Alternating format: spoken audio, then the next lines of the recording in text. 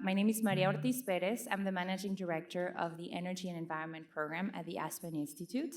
And our mission is to work with people, organizations, and governments to take greater action on solving climate change.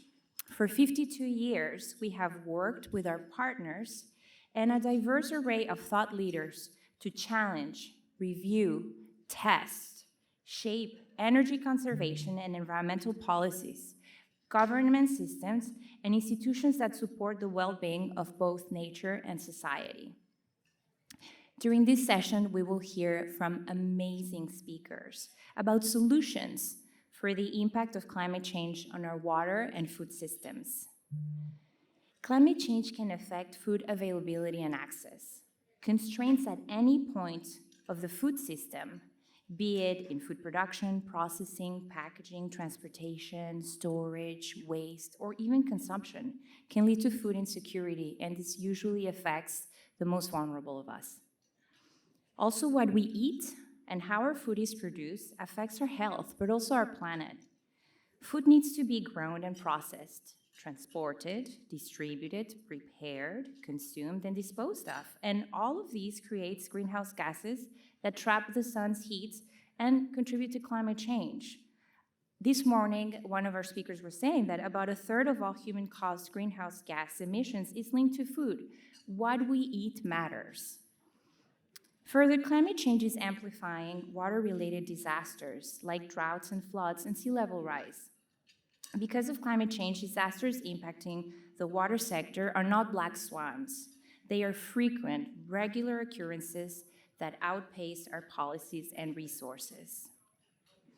Facing the challenges posed by climate change in our food and water system is a tall order and requires true innovation, creativity, and sometimes paradigm disruption.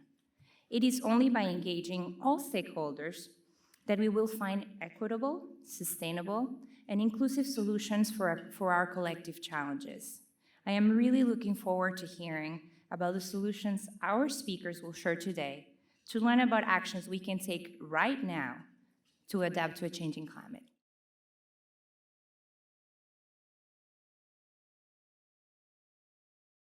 My name is Isaias Hernandez. I'm an environmental educator and the content creator of Queer Brown Vegan. And today we're going to be talking about the planet, food, and systems. Let me start by just telling you a little bit about Support and Feed. So Support and Feed was born in a way right here in Miami 3 years ago. I was here with my daughter, Billie Eilish, on what was supposed to be a world tour. And we had worked really hard to create a tour that was highly sustainable. We had composting, we had all plant-based catering for our 100-member crew for 3 meals a day. We had no plastic bottles. And then the pandemic hit and we went home.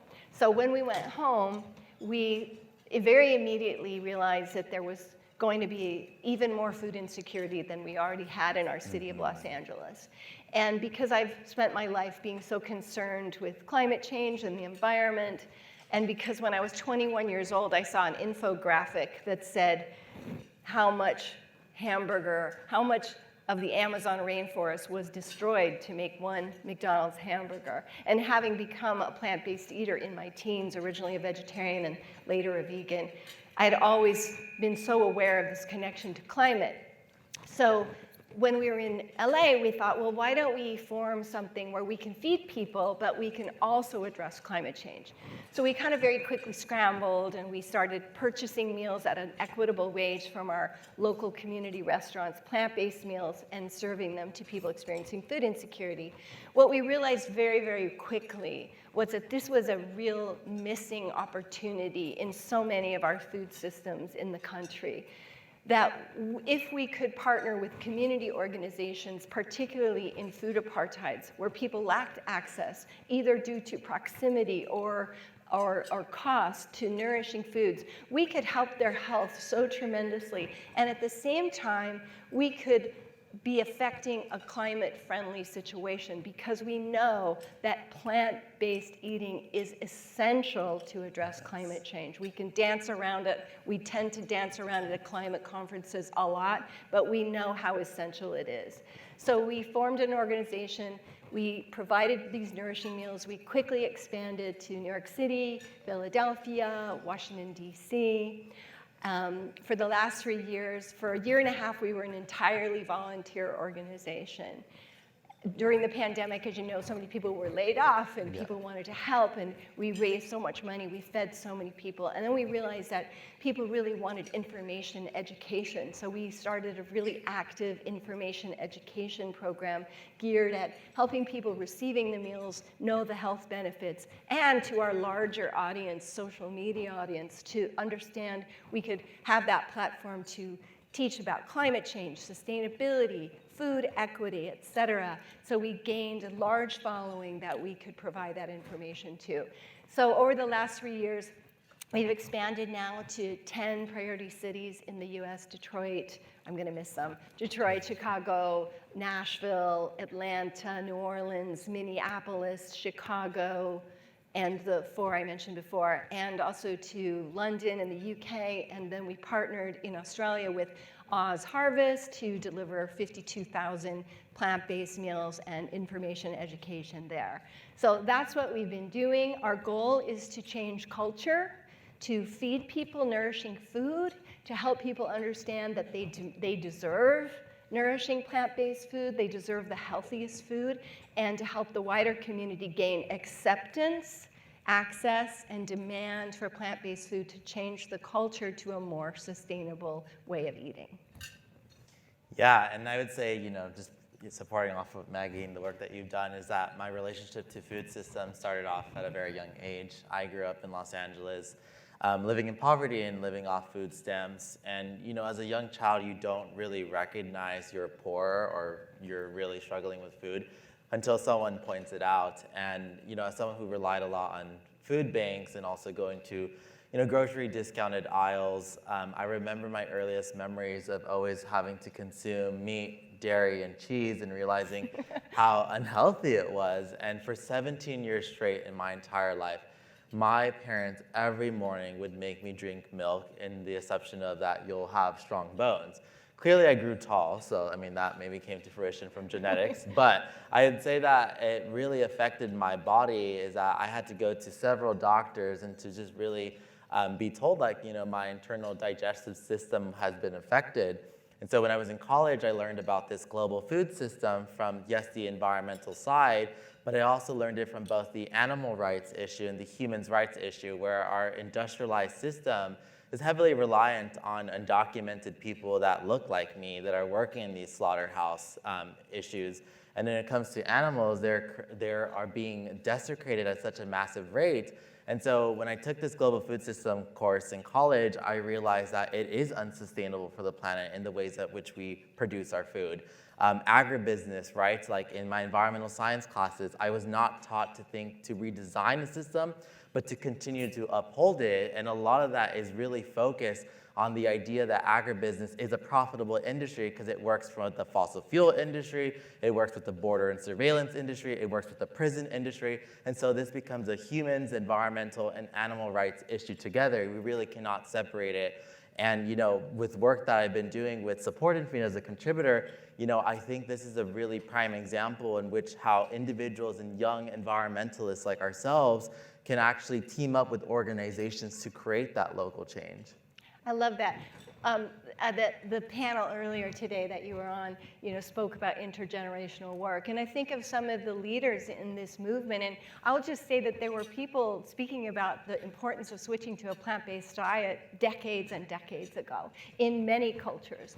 Frances Moore Lepay's book, Diet for a Small Planet, comes to mind. That was published in 1971. So we knew this was coming. We tend to look at things, I think, now from this lens of, again, this was in the global south. We've had climate disasters for so long, but now it's at people's back door and they're sort of waking up to it. But we were forewarned. We've known the solutions. We've known the strategies for a long time. One of the challenges that we face with Support and Feed is we see our first point of information education as the meal that we serve.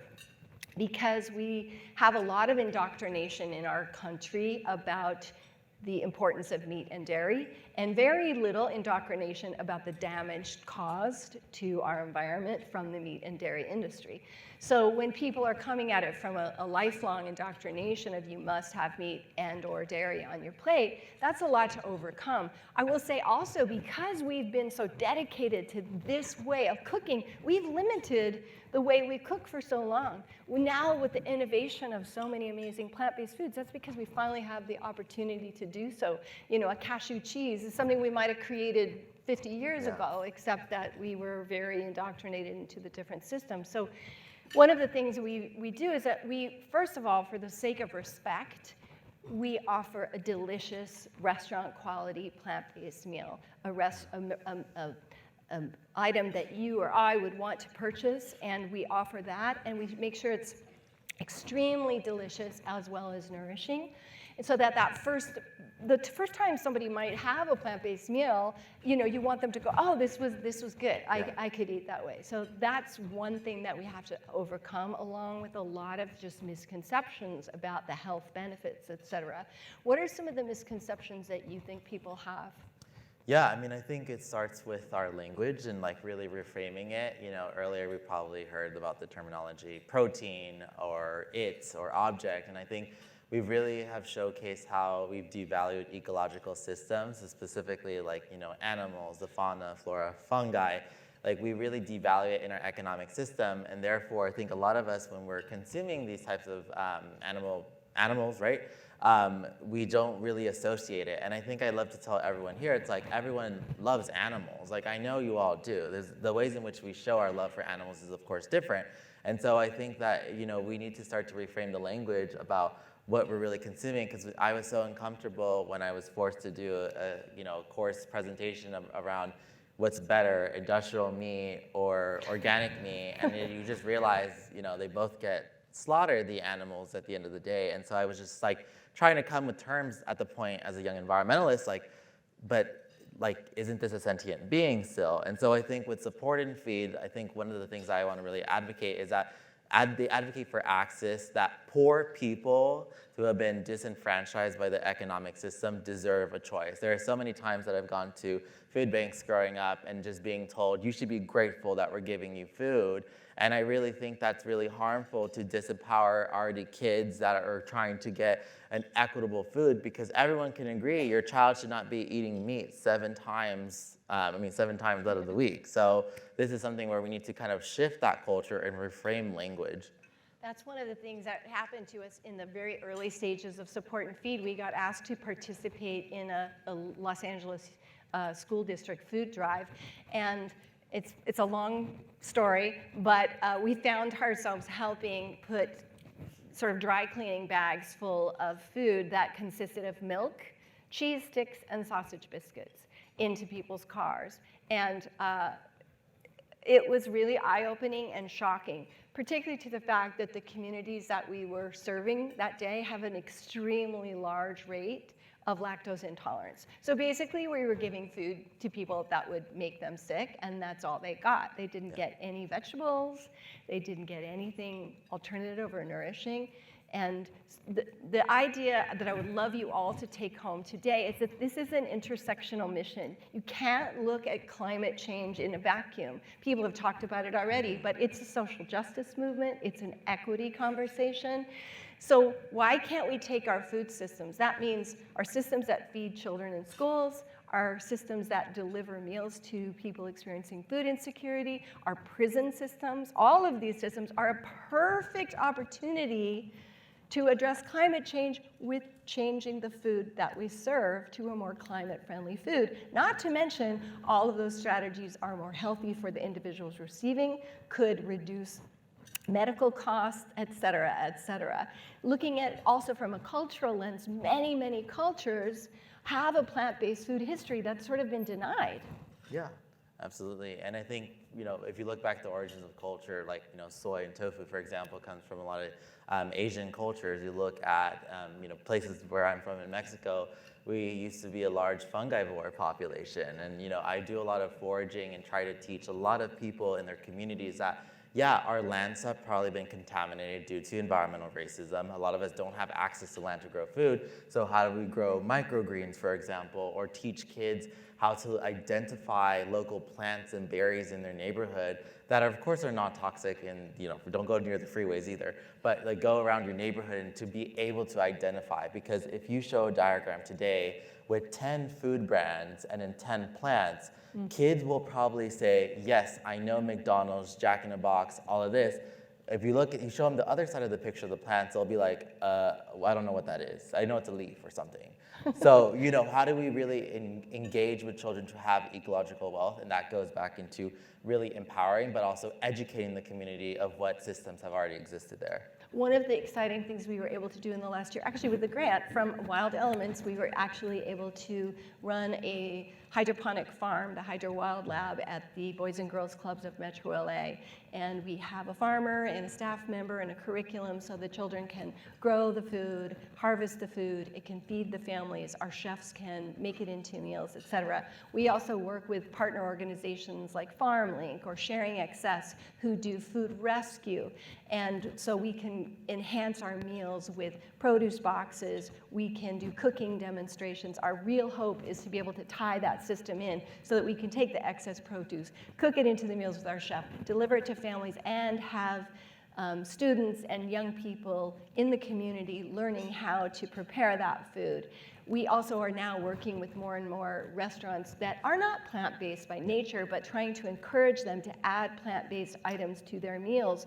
For the sake of the communities, we can then purchase them for that fair rate, and also to keep them on their menus. It's a big strategy. It kind of seems logical and obvious, though. That's kind of the funny thing about it. A lot of things that are sort of groundbreaking are really just obvious to combine the elements. We talked a little bit about the sharing of knowledge and the platform generating. Would you talk about that? Yeah, absolutely. And I think like for, a lot of older people and also younger people are here, there's great mentorship opportunities, but how much collaboration can actually happen? As a young environmental digital media creator, I really struggle with the fact that I don't operate as a nonprofit. And so organizations like Support and Feed that have been able to kind of give opportunities to young environmentalists to actually create curriculums in their communities where they come from, like in LA, for example, and also really engage with different people outside of the movement. And Maggie has done so much incredible work, especially, and your daughter, Billie Eilish, who actually gave and platformed so many Black and brown activists here. Shout out to Wawa, that's the founder of Black Girl Environmentalists over here. She has done so much amazing work, and I think Billie is a really great example in which, there's someone that's like in this music industry. She may not be an expert in the climate crisis, but she acknowledges it. So how does she work with the local nonprofits like her mom's organizations and connects with local activists that come from these spaces to actually amplify? And I think when organizations tell me, well, I don't really know how to work with you, this is an example of what they're doing right. They brought me in as an educational contributor. I consult for them. I really build community with them and actually get to reconnect with my community through them. Thank you, thank you. Thank you for all that you've given to Support and Feed too. I know we're gonna run out of time and I wanna talk about how we can all work together, how we can be impactful. I will say that, for example, Global Citizen, which is a wonderful organization that we love tremendously, we were able to impact what they serve at their conferences. Billie fortunately has quite a bit of power, so basically performed at their events and said, I can't perform here again if you still have meat on your table. So the events from then on do not, because you cannot talk about climate and serve meat. You just can't do it. It's inconsistent with values. So we need to start taking that seriously. Demand plant-based foods. And I would suggest not just options. You can have a plant-based conference for 3 days. Everyone in this room is person of privilege, and we can all stand to do it. We must respect people's cultural needs. We must allow that people may not have the privilege to eat a plant-based diet. Yeah. Many people do not have that access. They don't have the privilege. But those of us who do have a responsibility to do so. We talk a lot about regenerative farming. Mm-hmm. Regenerative farming is awesome when it comes to soil for things like plants. When it comes to animals, it is not a strategy that is sustainable. You can have all the cows grass-fed that you want. Our planet cannot sustain that. So when we talk about regenerative agriculture, let's not let that be a way to disguise the fact that we have to minimize our consumption of animal products. We have to do it. It is imperative. The IPC has told us. We all know. We acknowledge it. Yes. So ask your conferences, ask events you go into, what is on the menu? What are you serving? What is on your plate matters. And personally, you can all take our pledge to eat at the very least one fully plant-based meal a day. It would be amazing if you could do all of it, but at least one fully plant-based meal a day would make a tremendous impact. And tell us how we can partner with you. We're feeding people all over the country.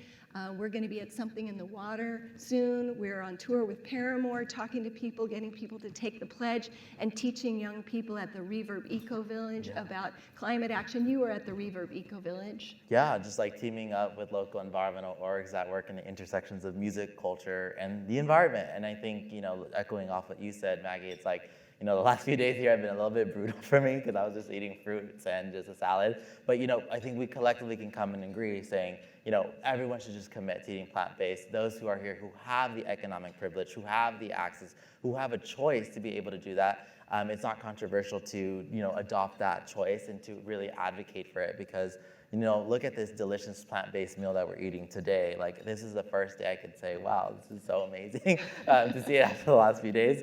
And the other thing is also just hire young people to help do communications work. Like, honestly, say my name for other speaking events and also be able to connect with other opportunities because a lot of us don't really get those options. And I think nonprofits really struggle sometimes to work with young environmentalists, but I think this is really a strong case study that you have right here in which I met Support and Feed just last year and they've become family to me. So thank you so much, Maggie. Thank you. Well, thank you all for listening to us. Thank you for this meal. And if you'd like to talk with us further, if you'd like to partner with Support and Feed, we would love to work with you in anything you're doing. We could advise you or you could help us feed more people and change our culture.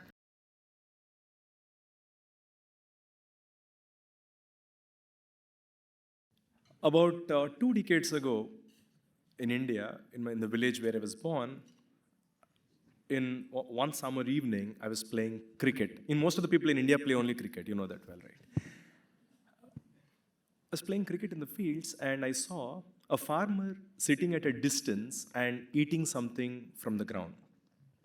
I walked up to him to see what he was eating, and I was astonished to see that he was eating mud. It was soft mud from the stream that he was eating. I was angry, upset, helpless, clueless. I kind of asked him, what the hell is this mud-eating business? And he replied, quite helplessly looking into my eyes, saying, my stomach doesn't know that my pocket is empty. It took me a few days to recover from what I saw. A few days later, I spoke about this with my grandfather. He was a well-learned man. He was a part of Indian freedom struggle led by Mahatma Gandhi. And when I shared this with him, he said, this is not new. This happened quite a lot of times. And he said, when you see something like this, your reaction is to fight. I said, yes, that's exactly what I'm like, mid-teens. Yeah. What else do you expect? He said, that fighting business is over. Now, if you're talking about something that has to be done, you need to think about solving it. And to solve, you need to know the root cause. A few years later, I was working with PricewaterhouseCoopers. I quit my job in my early 20s to start farming because I did not know what causes farmers to be so poor. Those who produce food, how the hell can they eat mud? How can they be so poor? How can they lose money? So I started farming. in one of the most drought-prone areas in India to actually live the life of a farmer with my co-founders.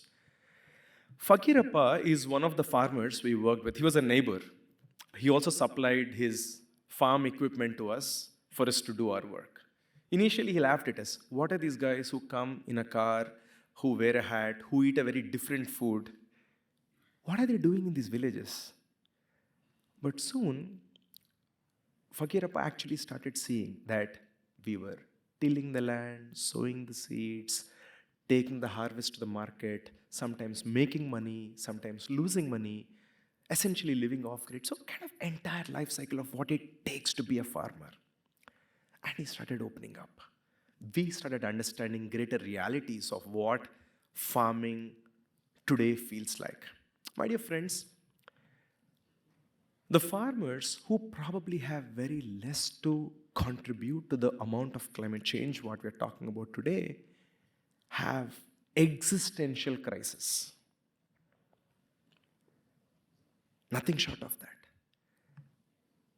Just one unseasonal rain, one pest, and their entire annual income is lost. Unacceptable at many levels. So, after this, we understood that we need to work with farmers to make sure that the farm incomes become climate resilient. And we are talking about more than 100 million households just in India and about 500 million households across the world. This is not a small number, right? And they need to have climate resilient incomes. So that got us started to think about Kheti. So Kheti is an idea which started to address three things. How do we get climate resilient income? Which means that farmers need to have more income, more as in by talking, my co-founders and I spoke to more than close to 1,000 families, farming families over 6 months to understand that an additional $800 to $1,000 of household income for these families is a game changer. So how do we get an additional $800 to $1,000 of income to those households? How do we make that reliable and more regular? It can't be once in 8 months or 9 months. It has to be more regular. And when we looked around, as I said, the farmers had a typical land holding of about 2 to 3 acres of land. And given that we have these 100 million of these just in India, I said, how do we make sure that these farmers get the right amount of climate protection? When we started this journey towards exploring technologies, we came across greenhouses, which existed in the world for a lot of time. Of course, not to grow tomatoes in winters, but to grow tomatoes in sizzling hot Indian summers. So we realized that greenhouses are super expensive. They're in industrial size. They are about $60,000 as an entry point, which smallholder farmer who barely makes $800 to $1,000 per year can afford a greenhouse, which provides climate protection. So that's when we said, we need to reimagine this climate smart farming for our farmers and for all of us. So long story short, our target was to get an asset which is affordable enough to, for a smallholder farmer to take it. And today, happy to share with you that the greenhouse is no longer a $60,000 asset. It starts with $800 for the smallholder farmers to afford it. And it is not just to grow exotic vegetables. It is to grow the food which the local communities eat. 20 plus varieties of vegetables which the local communities eat. The local nutrition improves. And all this keeping in mind that the incomes of these farmers have to kind of go 2x, have to be doubled with this technology which sits in 1/10 of an acre, uses 2% water compared to what is used in open field farming, producing 5 to 7 times more food. All this was too good to be true. And thanks to thousands of farmers today who are using this technology, this is becoming more and more real. Happy to share with you that towards end of 2022, Kheti, our innovation, was awarded with the prestigious Earthshot Prize by the Royal, thank you, by the Royal Foundation of UK, where we are one of the we are one of the 5 winners of this award. We really owe it to a lot of our farmers. This sounds great, building a solution to building a solution which can double farm incomes is great. But if I look at the reality of smallholder farmers, if it is an $800 to $1,000 asset, it is still almost 100% of their annual income. How can they afford it unless there is an access to financing or subsidy? It's so difficult for them to afford it. In 2015, when we started Kheti, I thought we could reach 1 million farmers by 2020. Well, maybe that was my underestimation of problem or overestimation of our ability. But well, we changed the goalpost to 2025, then to 2030. Part of it is attributable to our underestimation, but part of it is the complex ecosystem in which we operate. I personally interacted with more than 20 bankers, 30 plus government officials, and we even signed 7 agreements to scale this innovation, which sounds like a no-brainer. It has to work. It's great for the farmers, great for the environment. It should work. But the system is filled with friction. So the bureaucracy must work with and work for the farmers to make this change. Drip irrigation, which is another comparable technology, even today, after 4 decades of their existence in India, reaches 1 out of 5 farmers. And it is a line item in the federal budget. That is when it reaches 1 out of 5 farmers. Imagine, had that not happened, today it would have been a negligible decimal which wouldn't have been worth any mention. So scaling right innovations requires government priority, policy, and subsidy. By becoming a farmer, I understood the root cause of farm failure, and we started building Kheti as a solution to address that. By building Kheti as an entrepreneur, I understood the scaling challenges with bureaucracy. I want to remind everybody of something extraordinary that Mahatma Gandhi said. Be the change that you want to see. Forever we can complain that governments don't get it. Forever we can complain that governments don't align their right efforts towards this. Or we can work with them and make the change happen.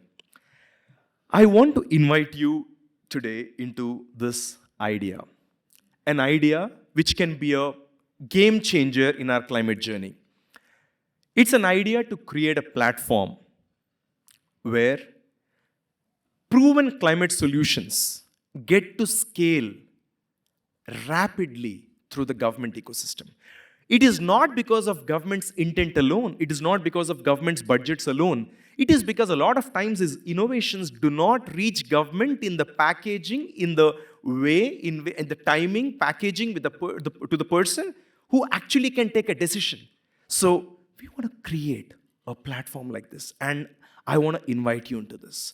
And my friends, it's not just about blaming anybody. It's about co-creating. It's about listening. It's about understanding and making sure that the solution which needs to reach last mile does reach the last mile the fastest. I want to leave you with a thought. I want climate change and the climate crisis to be a solved problem in my lifetime. I want this to be a solved problem in my lifetime. And we can make that happen only if we come together and make it happen through the government action. Because if without government support we can do X, with government support we can do 100X or more. If this idea excites you, happy to talk to you more. Thank you very much.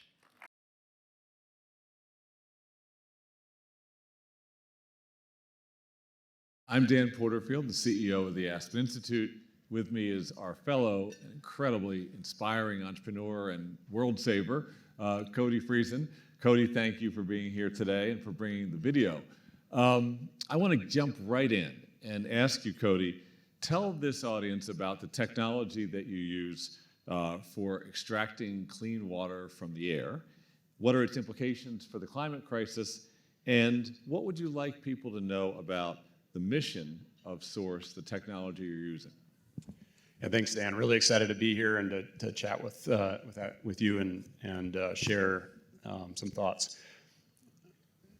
When we think about, I've been in the renewable energy space for the last 2 decades. When we think about what solar means in terms of taking a free feedstock, sunlight, and being able to make a distributed resource, distributed electricity, anywhere in the world, and really democratize for the first time energy access.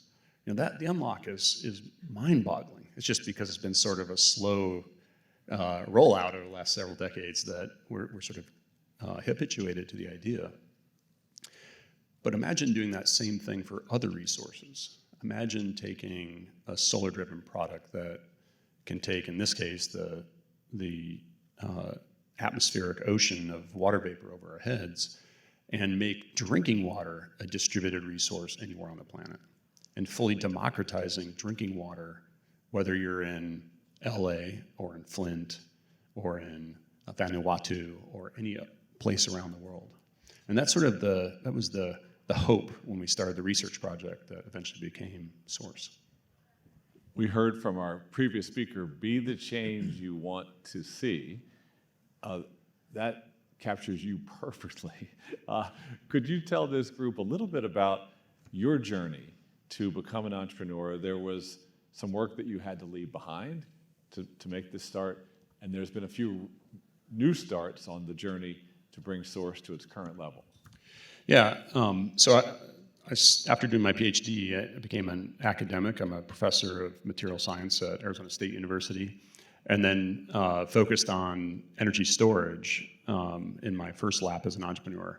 And one of the things that was missing in that was, I think most people get involved in climate because it's a global problem that has a massive impact on people, and that the solutions tend to be industrial in scale. And for me personally, what was missing was there's another set of global problems that are human in scale, and those are the impacts of climate change, right? And so when we think about, we're all conversant in the mitigation discussion. Technologies for mitigation, policy, investment, et cetera, all around mitigation. But I think we're much less conversant. There are many fewer opportunities for investment, many fewer technologies and so on for adaptation and resiliency. And so how do we move forward with solving the problems associated with the outcomes of climate change for people in a way that's scaled in the same way that renewable energy did on the mitigation side? But I want to ask you a couple questions. So Dan, you've been the CEO of the Aspen Institute. In June, it'll be your 5th year anniversary.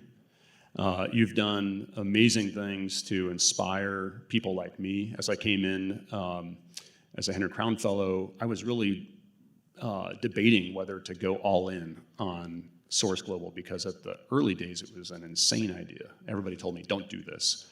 And now it's slightly less of an insane idea. But to kind of flip to going all in took the ecosystem that I got to be a part of inside the Aspen Institute. And when I think about the success of this gathering, right? Last year there were 800 people here, and this year there's 2,300. Like, that deserves a round of applause. And that's just the beginning. Just the beginning. And so I'm curious about, and I think everybody would love to hear how you think about the direction you want to take the Aspen Institute. How do you continue to inspire at the scale that we need to inspire, to convene at the scale we need to convene? Well, thank you, Cody. And the Aspen Institute is a global nonprofit, and we are all about trying to foster the dialogue that leads to understanding and sometimes to solutions. And we don't do anything alone. We work in partnership all the time. The tools in our toolbox are many. Leadership development, which is how we met Cody. More than 200 adults a year complete a very rigorous 2-year leadership program that we sponsor that has had a lot of impact in supporting entrepreneurs and leaders from all backgrounds. We also work on policy, and Greg Gershuni, who leads Aspen's Energy and Environment Program, is one of the co-founders of this summit. We work on income inequality, we work on trying to strengthen and rebuild social trust, work on education themes, youth, and many more. And then we also have a global network of 12 Aspens around the world. The first was Aspen Germany, founded 30 years ago. Aspen UK formed about 2 years ago. We have an Aspen India, we have an Aspen Mexico, many European countries. We have an Aspen in Ukraine, and our 9 colleagues there are living the battle for a free, just, and equitable world to which we're dedicated. So we work in many ways, but always in partnership and always in support of others who are trying to drive change towards a better world. One of the things that excites us is the chance to join someone like a Cody on a journey and to be able to identify people at whatever inflection points they may be at, where they're wondering, how can I take it to the next level? How can I develop that potential that I see from my community, or that I see from my work? What's it going to take to get to that next hopeful leap that leads to something unimaginably better because of my contribution? That's what inspires us as a nonprofit organization. And so I guess in terms of our direction is to work with all of you, is to work together with you so that together we can make a more free, just, and equitable planet.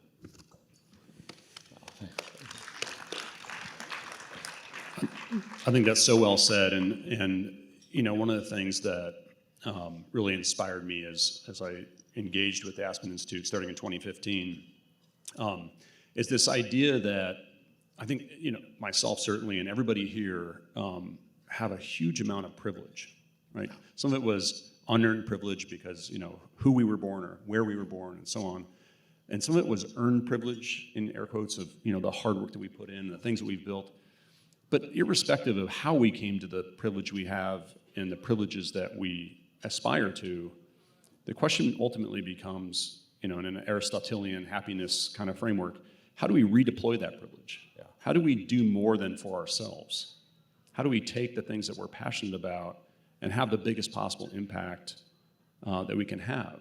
Yeah. And of course, it starts with community. It starts with how do we define the problem in a way that everybody understands, and then be able to move from a place of deep challenge and even potentially cynicism to something else. Yeah, yeah. So he's an entrepreneur. He's figured out a way to use solar panels to extract clean water from the humidity in the air, and that's pretty amazing. But it's not as if it was sitting there done and all you had to do was flip a switch to bring it into being. You're the one that had to drive this. And it meant giving up your tenured position at Arizona State, and it meant starting a whole different way of work. And I think there's probably a lot of early stage entrepreneurs here, or people that think we've got an idea. And will you say a little bit about the journey to the scale you've reached so far? And that journey is by no means over, nor is the destination certain. Yeah, I think first I'm still a tenured professor at ASU, which is great. One of the great things about tenure is I still have a research group that's doing some interesting work in the renewable space. Yeah. And I think the thing that is always true is every entrepreneur or every problem solver likes to think of okay, they're here and here's the problem they're going to solve, and you're just going to draw a line. Here's the things you're going to do, and it's going to be done. So you're going to make tracks like a wolf. Is the idea, yeah. Right? But the reality is we make tracks like a fox, right? And have you ever seen fox tracks in the snow? It's sort of circuitous, and they pounced on where I thought a mouse was, and there was no mouse there, and they go to another spot, and there was a mouse there, and that's the path of an entrepreneur. That's the path of anybody trying to solve something that is hard. Is you have to every single day wake up and think about how you're going to pivot based on the data you see. Yeah. Every single day. And in fact, the original name of the company, Source Global, was originally called Zero Mass Water, which I had to explain every time I went in front of investors, so we changed the name. But the original name was really focused on a culture of having no inertia on path, recognizing that the only way you're going to actually solve a problem is by humbling yourself to the data, humbling yourself to those you serve, and recognizing that having hubris around the ultimate solution is the best way to just be heading off in a direction that is not the ultimate. So with your technology, for example, have you ever hit a wall where the thing you thought was going to work didn't work and you had to start again? You mean today? Yes, I mean regularly, right? And in fact, we continue to have we have an R&D group that reaches 8 years into the future. So there are, I think we now have over 400 patent claims that have been allowed or granted, and so there's a lot of innovation in that. But that's really the distillate from many tens of thousands of ideas. We didn't start with, oh, we're going to make this thing that looks like a thick solar panel and can take water vapor from the air. We started with, well, water has these fundamental issues. It's this historical resource that you either have access to or you don't. It may have pollutants in it, or maybe it doesn't. It may have pathogens in it, or it doesn't, et cetera. How do we break that entire model and go from that to, the parallel I like to give is, think about the air that you breathe. You just take a breath and you own it. And it doesn't matter where you are on the planet, how wealthy you are, it doesn't matter what your government is. You own the air you breathe. And yet something as critical to your life, you either have a government deliver to you or you go to the store and buy it. So how do we take and translate from that model into a model that's much closer to the air that you breathe? That was the starting point. And then it was, how do we pick our way to success? How do we fail our way to success from a technical perspective? And there were many, many twists and turns and false starts and so on. And it's really just that focus on where we want to go, the world we want to see, that kept us going on, on the path we ultimately are on. So say a word about that. If Source achieves its full potential, your full aspiration, what's the future state look like? So today, on this date, women and girls will spend 200 million hours fetching water. It's mostly women and girls around the world. Some men do so, but it's mostly women and girls. The water they fetch is not potable. When they go fetching, they're not in school, they're not getting educated, and many other things around self-actualization. When we're fully successful, I hope that number's 0. Yeah. One person will die from waterborne illness every 10 seconds around the world. So how many have since we've been sitting here? Again, how is that possible in 2023 when in my pocket I've got this device that has all of humanity's information on it? So information poverty has gone from a big thing to almost a non-thing. Food poverty is still a problem, but going down, but water poverty is just going the opposite direction. So we want to see that eliminated as a problem. A tricky question here is, what does it mean to work within a capitalist framework where speed and scale is often heightened by a capitalist model? At the same time, the capitalist model, the market-based model, has also led to many of the problems that we have. And how do you think about that? Yeah, I think everybody would agree that, capitalism is far from perfect, and many may even argue that it's broken in many ways. And yet, it is the fastest way. It has lifted the most people out of poverty. It is the fastest way to move from a problem to a solution at scale in the market. And so as we start to think about conscious capitalism, how do we think about just starting to imbibe some of those externalities that in the past we would have just set aside and bring those into the fold as how we think about providing solutions? I think that's core, it's key to actually getting to a place where the world can be proud of the way that the world's economy works, and actually own the problems associated with the way the economy works. You used the term externalities we've set aside. What does that mean? Yeah, so anytime you do anything, whether it's getting in your car and starting it and driving down the road, let's take that as an example, right? The externalities are the exhaust, the thing you don't think about when you eat a piece of meat, right? All the externalities of the carbon and the waste that go associated with that, monoculture, et cetera, all the things that are not imbibed in the cost or in the way that you perceive the use of that resource. So bringing more of those externalities into decision making is critical to getting to a more sustainable future. Fantastic, thank you. I learned something right there. Last question. This audience is probably really ready to help what you're doing, and they have work they're doing that you're probably pretty ready to help. Is there anything here you'd encourage this group to do if they would like to be supportive of your efforts? Yeah, just in the US, there are massive numbers of communities that have failing infrastructure around water or have never had infrastructure, like colonialists along the border, tribal communities. For example, the Navajo Nation in Arizona, 150,000 Navajo, 175,000 Navajo, 54,000 Navajo have no water.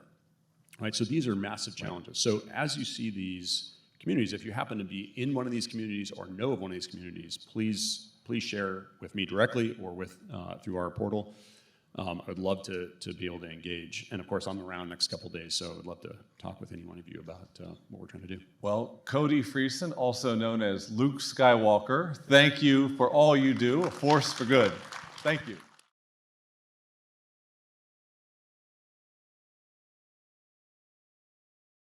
Now, how many of you growing up had grandparents or parents that told you to clean your plate? Raise your hand. Okay, that's pretty much everybody. Now, keep your hand up if you actually do it.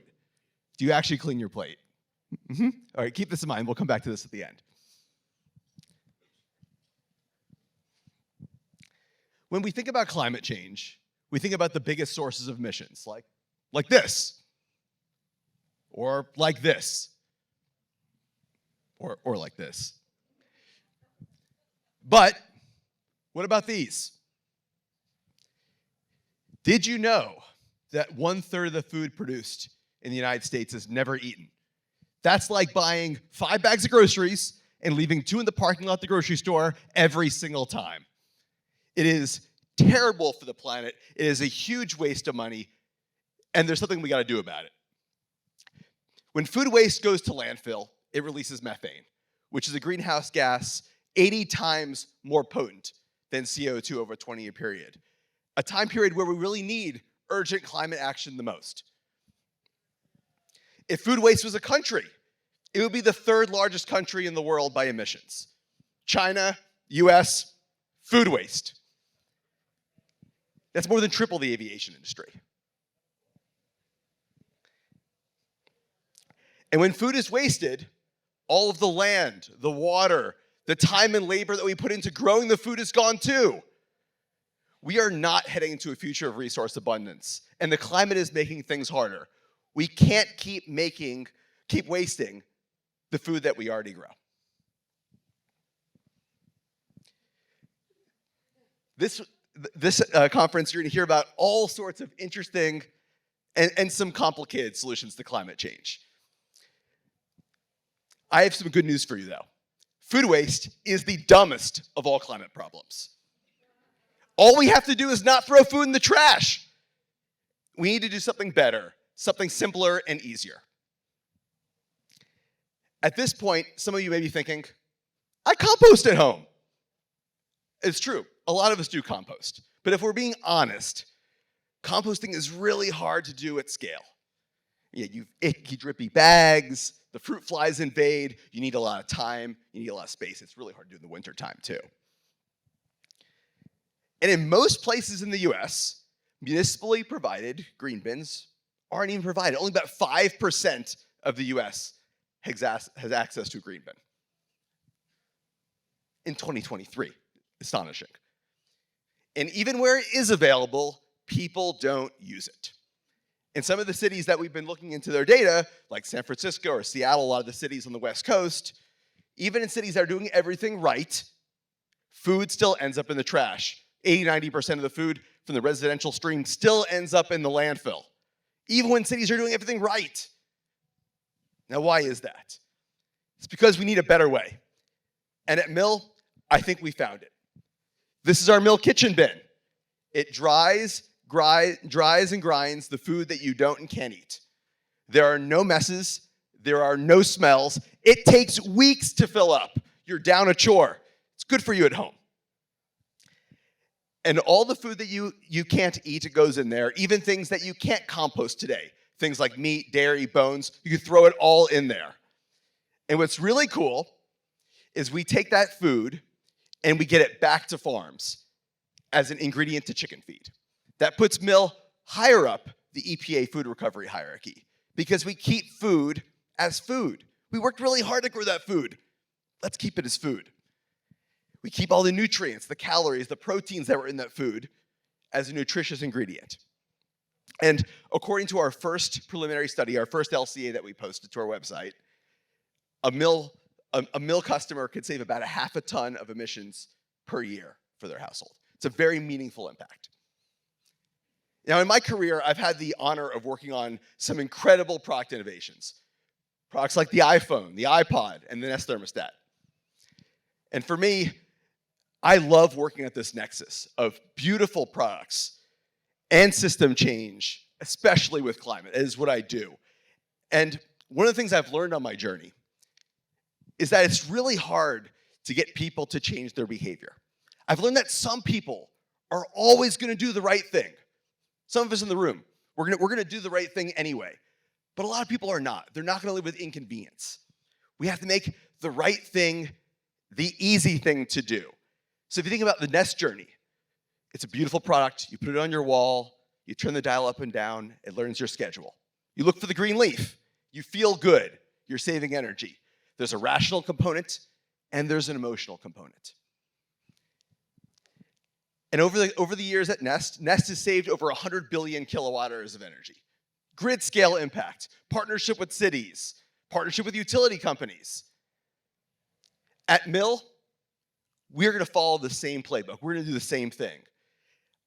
We just announced our first pilot program with the city of Tacoma, Washington.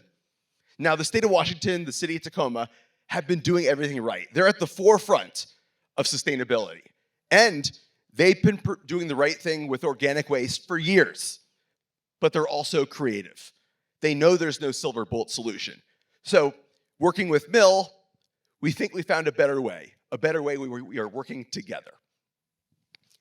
Now, in Tacoma, like a lot of cities around the country, you pay per month for waste based on the size of your bin at the curb. The more you throw away, the more you pay. It's another cell phone bill you don't even realize that you pay. So with the Mill service, in partnership, Tacoma residents could downsize their bin. They're throwing out less trash, resulting in smaller waste bills. And the city doesn't have to collect as much waste. They could save money too. And there's less food going to landfills, which means less methane released in the atmosphere. The planet wins. It's better for you. It's better for cities. And it's better for the planet. It's win-win-win. We don't need to compromise. The better solution for the planet could also be better for us at home. And over the next few years, you're going to see a lot more communities doing what Tacoma is doing. We've already signed over 6 other pilot agreements with other cities and towns across the country. We're super excited about what this future could look like. Cities and towns across America can start saving money and using those resources for other community projects and also meet their climate goals.